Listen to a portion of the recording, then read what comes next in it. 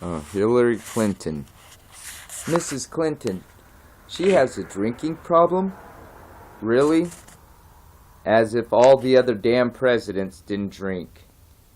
And do multiple, probably drugs, okay? Lots of different drugs. Their doctors prescribe most of them.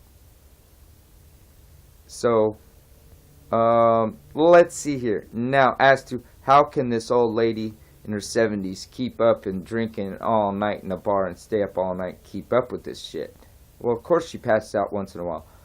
But think about this, okay? Former alcoholic. I know about drinking and drug addicts, okay?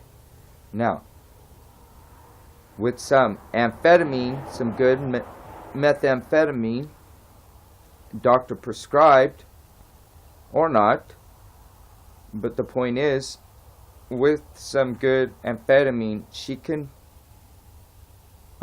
drink all night and still not get drunk, okay?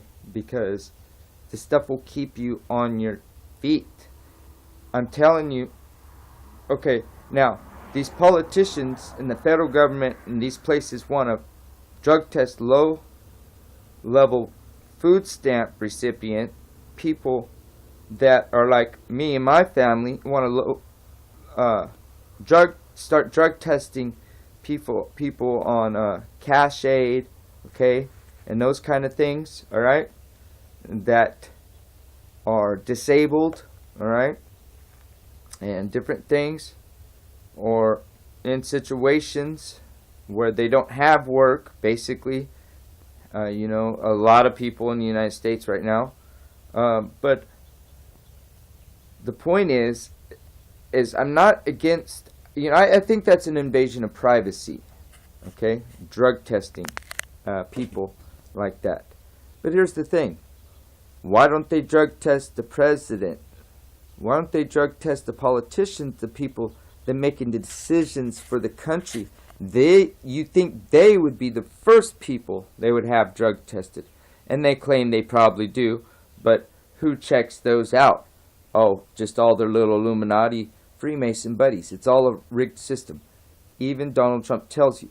See, what they do is they get you believing in them like they're truthers or something by giving you a little bit of truth, of information, but not all of it, to give them room to breathe to tell more lies, okay? That's how they do it. Just like Russian Vid said with Ron Howard in that interview, telling him, yes, him and his brother saw them film the fake moon landing in 1969, but in fact they actually went to the moon in 1971 and blah, blah, blah, okay? That's where the truth ends, when he says they really went to the moon in 1971, because nobody gone to space. In my opinion, prove it. Really prove it, okay? I know this is veering off, okay? But this is how it goes with these videos. Hey, it rhymes all the times. Anyway, so, why don't they have these people that are supposed to be on the top making the most important decisions without us voting even? Because they make a lot of decisions behind closed doors, in groups, without us voting. That is actually against us, which is considered a form of conspiracy, which should be and is actually against the law as far as I know. Conspiring and conspiracy is against the law. So how is it that they can make decisions behind closed doors that affect certain groups and select groups and target groups of people like they send the IRS after? So why don't they be drug testing these fools at the top, okay? At the very top, making all these decisions. The first person that needs to be drug tested is Obama, because everybody knows he's a coke addict. Everybody knows that he sniffed his way, sucked and fucked his way on up to the White House with these sick Freemasons. It all makes sense. And how does Hillary Clinton get these kosher jobs that she gets dipped in and out of? Well, of course, they've been the cocaine train through Arkansas since they was the governors over there in Arkansas. Okay? Mrs. Clinton. We're not stupid. We know you guys controlled the cocaine train. And who's going to be barreling behind the thing? Alright? excuse my language and vulgar language. If there's younger viewers, I am sorry, okay? That you guys have to be told the truth by me and have to listen to me sometimes say bad words, okay? And I do not recommend this channel for children, okay? But kids do listen. Anyway, so sorry kids if you had heard bad words. Listen, the other point I want to make is that, you know, we know that cocaine sniffer Obama is a beast about this cocaine. I mean, he prostituted himself to rich white men, old rich white men, to propagate himself and move himself, and he was handled that way, see? His breathing gives him away a lot, but you know, that's why his sessions are short. He comes on with a lot of these different, he talks a lot, okay, and he comes on a lot, but he's short-winded because he runs out of steam from this cocaine, see? Gets on cocaine and gets on camera, all geeked out on coke. Anyway, and I'm not blaming him. I mean, I'm just saying. All I'm saying is, look, we know he follows the cocaine train. She got this kosher job. How did she get this kosher job? Well, she had the cocaine connection through Arkansas. You don't think that they didn't take their cocaine connection through Arkansas to the White House, and then from there and cemented that in as you got to be kidding me if you don't know the cocaine connection with the Clintons. Cocaine connection Clinton, KKK. All right, there they are. You know, Bill Clinton is known cocaine addict. Okay, we know this, and so why aren't they being tested? Why aren't they being now? You guys know that I don't care. I'm a libertarian, so I think that basically they should decriminalize like every drug and prostitution for my own purposes, my own understanding. Am I for them? No. Do I warn against them? Yes. Does people need to be put in prison for that substance abuse? No. No. And there should be some regulation and maintenance and people there. The government should be there to make sure services are rendered properly and health will increase with a drug addict environment. It will with the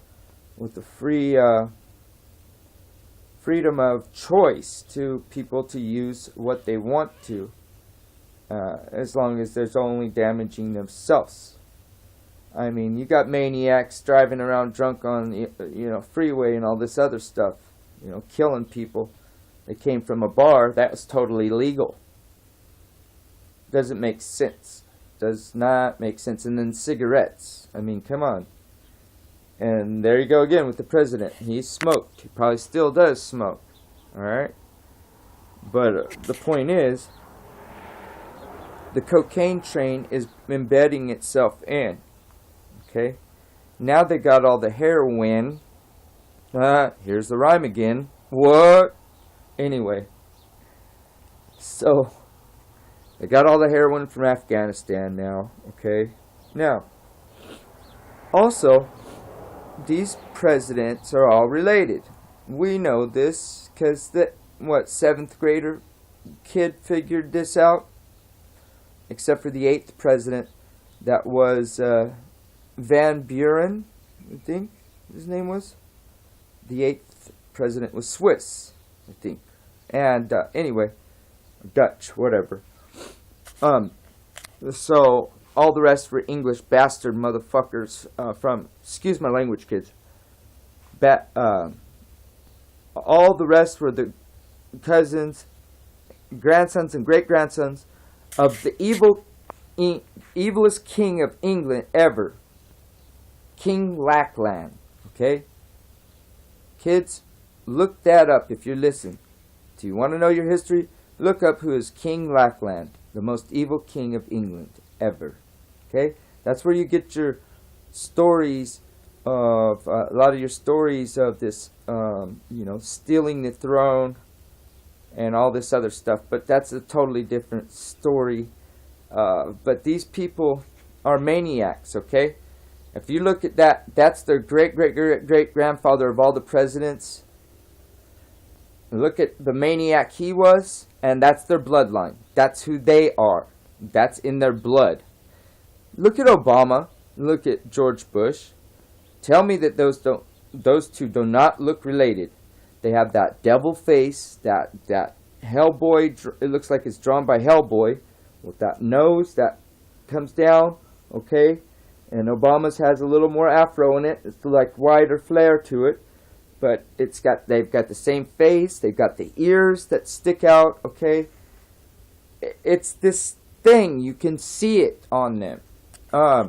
You do a face over on Obama with George Bush Jr., the son, and I'm telling you, this guy, they're definitely related. I mean,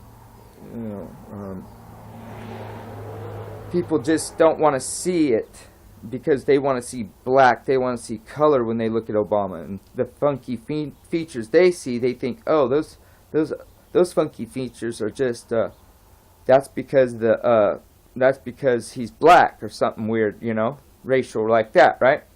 But the fact is, no, those funky features come from the Kenite in them both, okay, in the both of them.